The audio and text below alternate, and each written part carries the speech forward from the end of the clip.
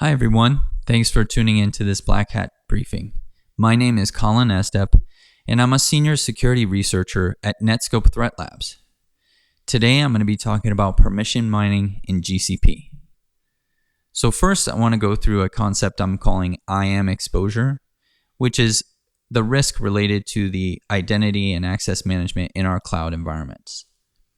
Then I'm going to go into a little bit of detail about how identity and access management works in GCP specifically, since our project is related to GCP.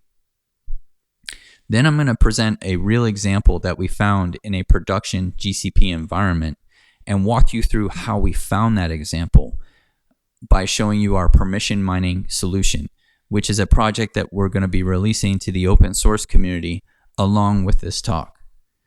Lastly, I'll be going through some results that we produce from our solution, remediation steps that we've seen, and future enhancements for the project. Data exposure for cloud environments has been in the news quite a bit. I think we've all seen these headlines that talk about some kind of a data breach or a data leak from a storage bucket.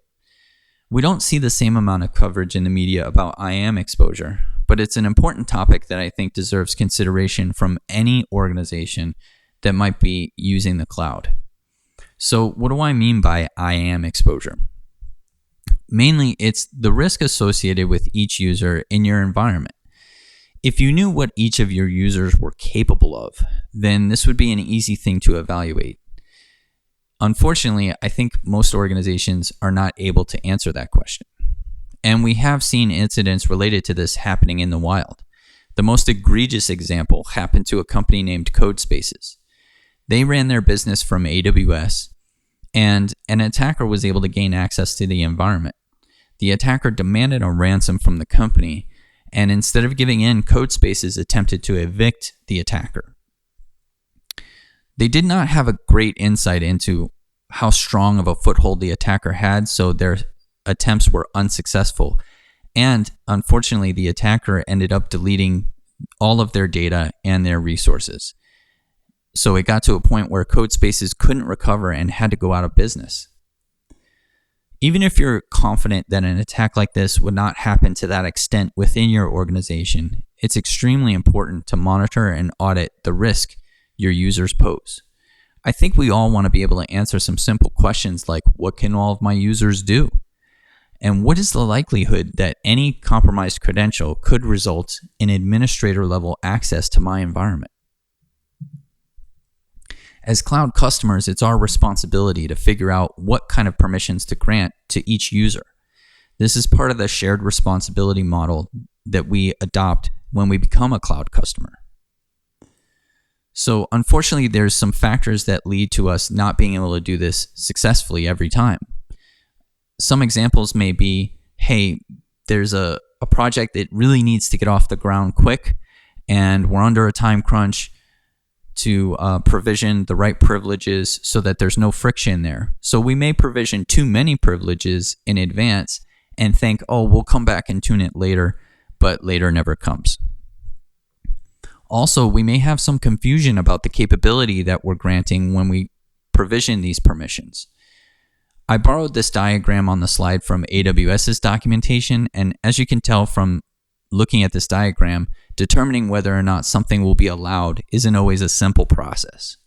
So it's easy to get confused. And even if we are able to provision our permissions successfully the first time around and in a way that we're confident, it's difficult to audit indirect permissions or the implication of these permissions at scale. Since cloud environments are really dynamic, the implications can change over time. So now that I've given you a brief overview of the problem, let's talk a little bit more about IAM and GCP specifically.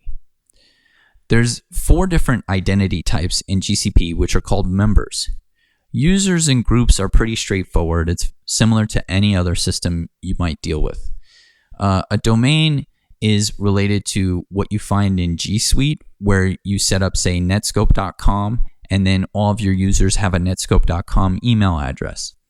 So if you're using G Suite and then you want to give everyone in GCP a baseline permission, you can grant that to the domain. And then lastly, service accounts are what you use if you want to provide programmatic access to an app or a resource. Since all these are different, you might think that you have to do something differently for each one, but actually the permissions are assigned to them in the same way. Now let's go through some terminology, especially around how these permissions are assigned. So in GCP, they call a permission basically allowing a specific API call. So in this diagram on the slide, I'm showing an example of some permissions, and you'll see compute instance delete, compute instances get, and some other ones. These are actual API calls that are being allowed, but we don't want to go one by one and assign individual API calls to a user. So instead, we use a role, and a role is just a collection of these permissions, but that's what we need in order to be able to assign the permissions to a particular member. When we end up assigning permissions to a member, that's called a binding. So that's the relationship between a role and a member. And a collection of bindings is called an IAM policy in GCP. So there's also different types of roles that we're going to be referring to throughout this talk. The first one is called a basic role, and these roles are prepackaged in every GCP environment. However, Google recommends that you don't use them unless you really know how they work. And that's because they're very permissive, they're very broad, and so they could give a member too many privileges if you don't understand them well. The second type of role is called predefined roles, and these are also provided by Google out of the box in every GCP environment, and they're more job-based. So the example I had in the previous slide was the role of compute instance admin. This is an example of one of the predefined roles that they come out with that's a little more granular than the basic roles. So they do recommend using predefined roles. And then lastly, if you're an advanced customer and you really understand how these permissions work and where you want them, you can create your own custom roles to give members. Another thing we need to understand is that there's a hierarchy in GCP. The top level item is called an organization. So this is similar to the concept in G Suite of a domain. So if I have netscope.com, that will be my organization. And then under that, I can create folders. And folders could represent anything from different geographies, different teams, or business units within your organization. And as shown here, folders can actually be embedded within other folders. So you can have quite a big sort of tree. Next, we have projects. And projects are used to group resources together. So as we see here in this example, you could have dev, test, and prod in different projects. And so that way there's a boundary between these things so that you don't have, production data in a dev environment, for example. And then last, we have the resource level, and these are individual virtual machines, buckets, databases, anything like that that you're going to be creating. And those always have to exist in a project. So now that we've covered both the IAM structure and then the hierarchy in GCP, let's put these two things together. So this slide shows a diagram. On the left side, we see the IAM policy, and on the right side, we see the hierarchy in GCP. And what we're trying to show here is the relationship between the two. And what this is showing is that you can basically assign permissions at any level in the hierarchy within GCP. So I could assign a user permissions at the organization level, but I have to know that those permissions are going to be inherited all the way through the organization. So any folder that gets created, any project, and any resource in the entire environment will inherit those permissions from the organization. There's no inherent way within IAM and GCP to deny access that's already been granted.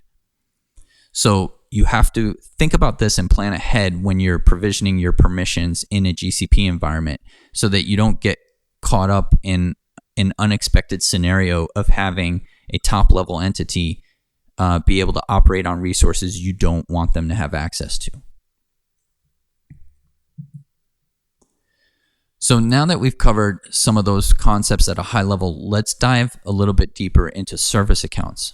The reason why I'm going to talk about that is that this is directly applicable to our project, and they're kind of unique in GCP because they're both identities and resources. And since they're resources, they must be created in a project in GCP just like any other resource. So here's an example where we have a project that has several service accounts in it. And then we have a user that we want to give access to be able to use a service account.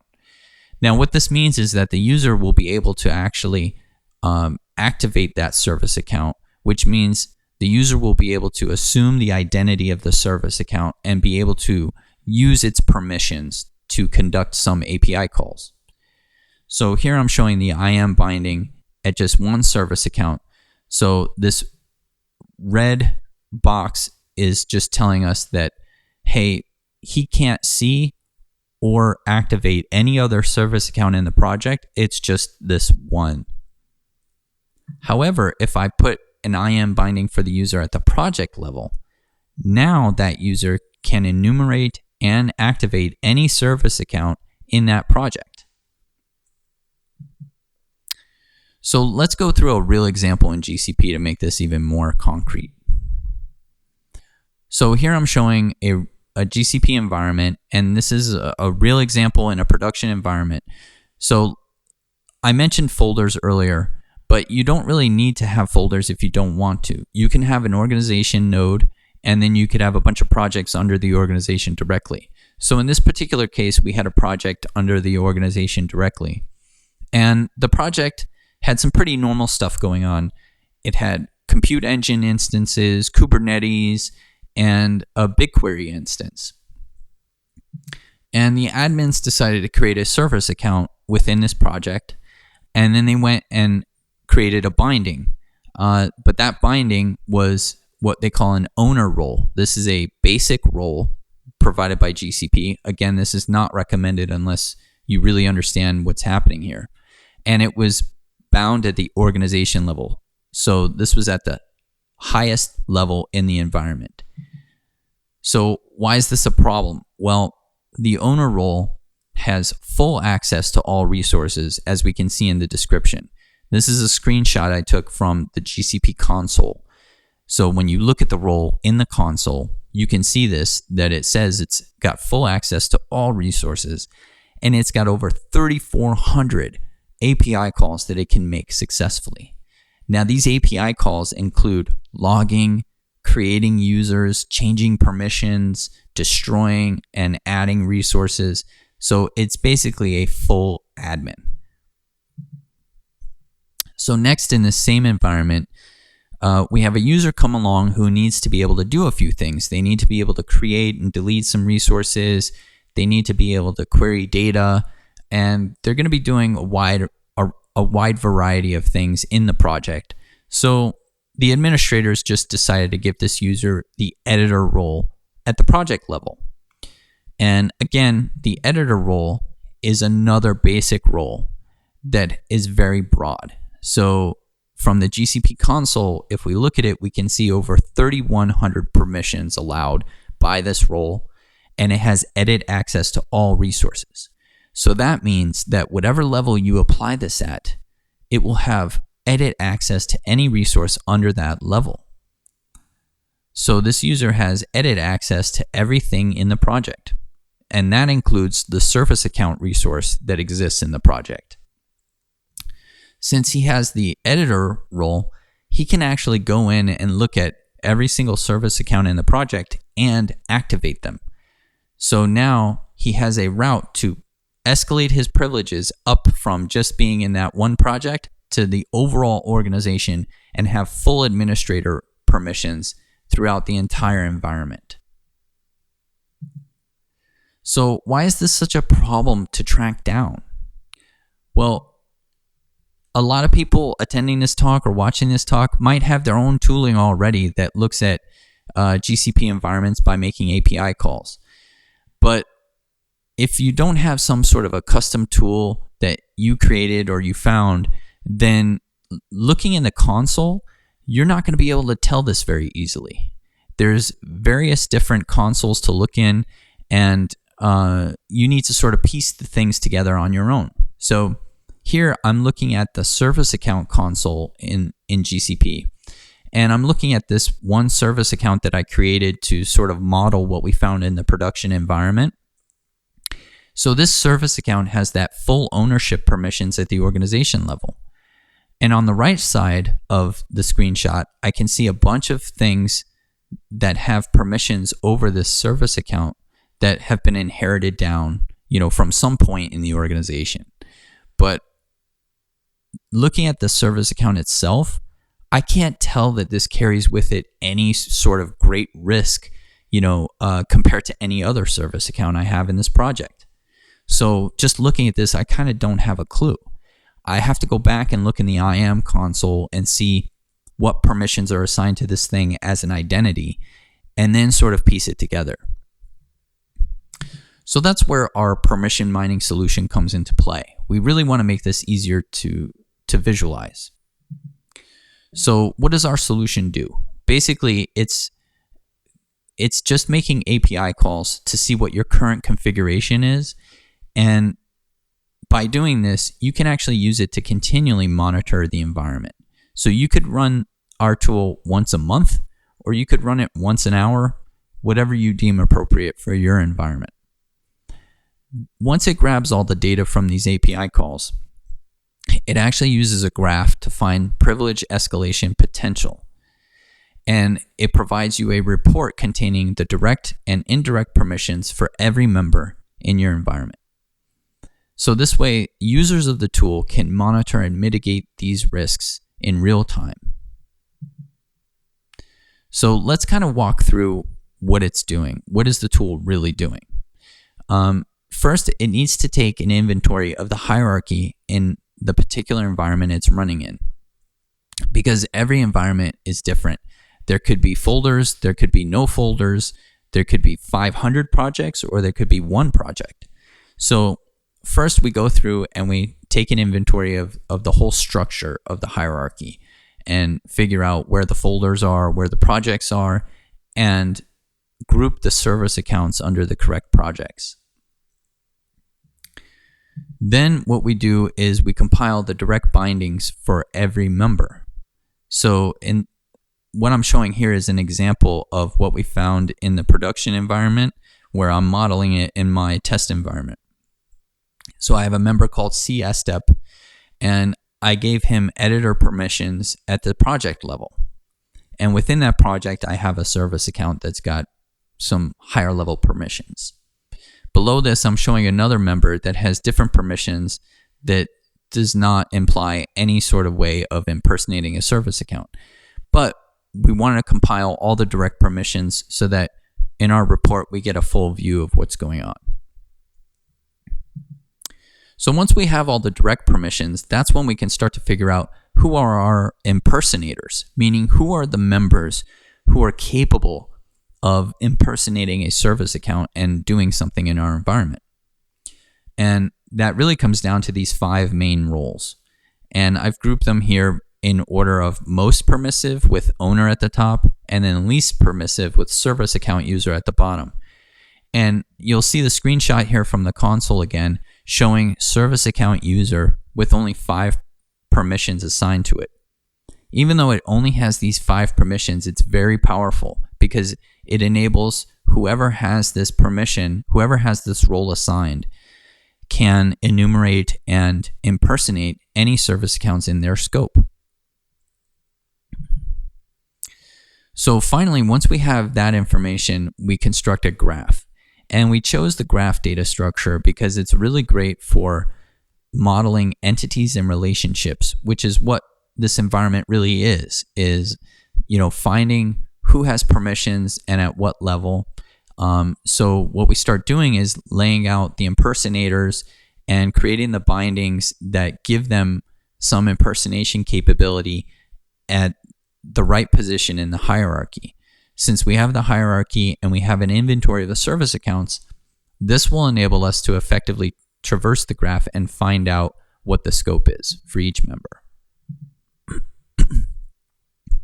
So like I mentioned, once we have the graph constructed, we can find potential privilege escalation by traversing the graph. And this will tell us every service account that they have in their scope. And then we can compile the permissions assigned to those service accounts and say that this member actually has an indirect permission, or what we call an extended binding, to be able to do something else. So now that I described what we're doing in the solution, let's see, what does this kind of look like? So the results we get from the solution will include a report for every member. And I've made it sort of easy to look at for this presentation, but here you'll get an idea of what it's giving us.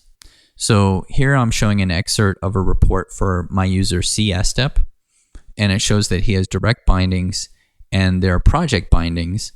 And so I see the name of the project here called CIFSec GCP Dev.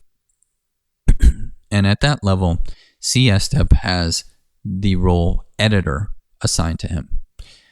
Then under that, I'm showing the extended bindings. So these are bindings that we recovered from service accounts that C Estep can actually impersonate. And it's showing that within those extended bindings, there are some at the organization level. And I see the name of the organization node here called cifsec.com. And then I have an array of roles at that level.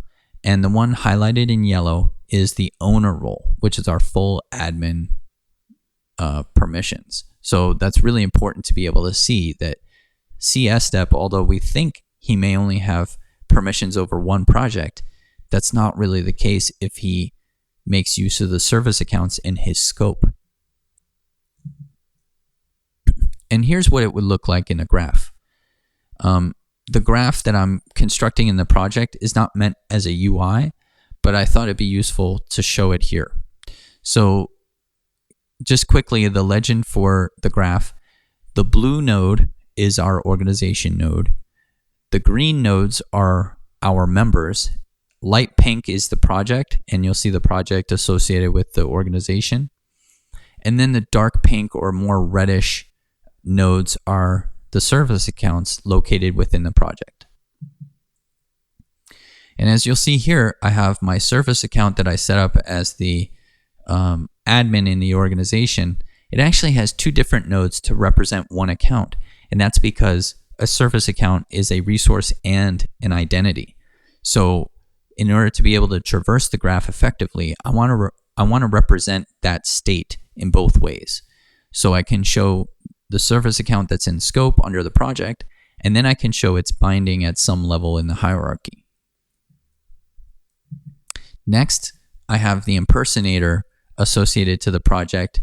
So again, I can see what he has the capability to do. And that's how we created our report. So what does this look like for real?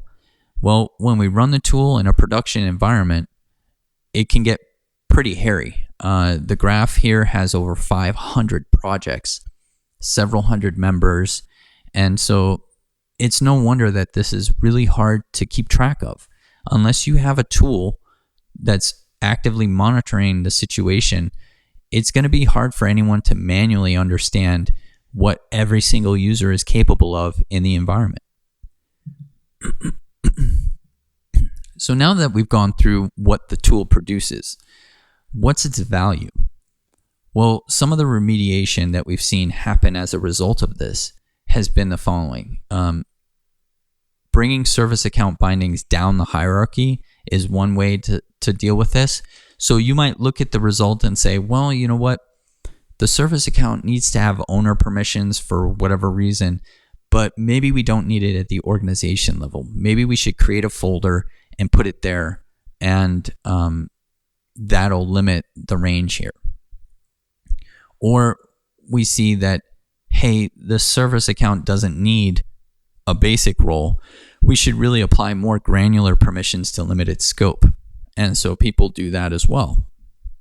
And then lastly, sometimes you set up a new environment and you do some testing and you just set up some quick things.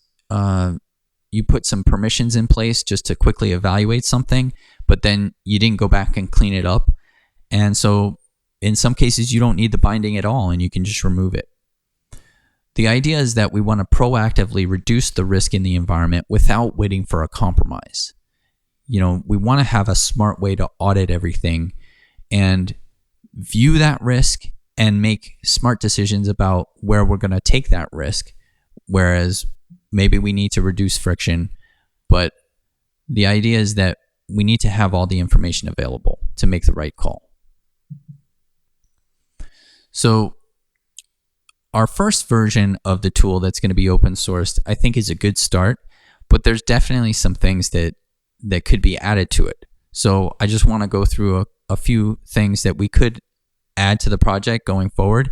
And just in case anybody's seen this talk and is interested in contributing, I just wanted to share this part because maybe you'd find it interesting and want to add. So the first thing that came to mind was the compute engine. So when you have compute engine instances running, you're going to want to allow, in most cases, you're going to want to allow your users to SSH into them and have shell access to be able to do what they need to do. In a lot of cases, there's going to be service accounts associated to these instances. And so even if your user doesn't have the permission to access a service account directly, this is a way that they could actually get into an instance and use their shell access to make API calls as that service account. So this is another path for privilege escalation that is not currently handled in our solution. Another one that's interesting are within Cloud Functions. What I'm showing here is another screenshot from the console, and this is a Cloud Functions developer role. It's only got 16 assigned permissions, but the idea of it is to allow someone to deploy and update code for a Cloud Function. For anyone who's not aware, a Cloud Function is similar to like a Lambda function in AWS, where you're just deploying code and letting the cloud platform run it for you. So you don't have to maintain a compute instance or something like that. So in this case of GCP, Cloud Functions by default use the App Engine default service account. And that App Engine default service account is in the second screenshot on this slide. And that shows that it's using the editor role, which is, again, that basic role that has over 3,100 permissions associated with it. So the point here is that you could have a user that has very granular permissions, but needs to be able to update Cloud Functions, and they could actually deploy code that would allow them to escalate their privileges and make changes in the environment that may have been unintended because that App Engine service account has way more permissions associated with it.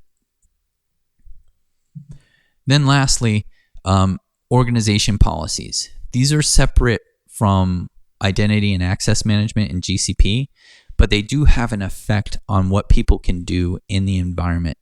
So this is something I think we need to take into account. And despite the name, policies, organization policies, don't have to be associated at the organization level.